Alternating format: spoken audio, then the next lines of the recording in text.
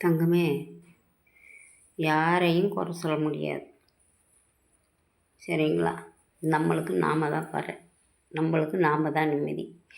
நம்ம நிம்மதியை நாம் தான் தேடணும். அதுக்காக மற்றவங்க நிம்மதியும் நம்ம வாங்க முடியாது. நாம் இருக்கிற இடத்துல இருந்தால் தான் நம்மளுக்கு மரியாதை, இல்லைன்னா கிடைக்காது. அந்த மாதிரி அந்த தம்பியை கொன்று போட்டாங்களே, அந்த அஜித்குமார் கொன்னாங்களே, அதுக்கு ஏதாச்சும் ஒரு மெத்தட் எடுத்தாங்களா, ஏதாச்சும் பண்ணினாங்களா? ஒன்றுமே இல்லை.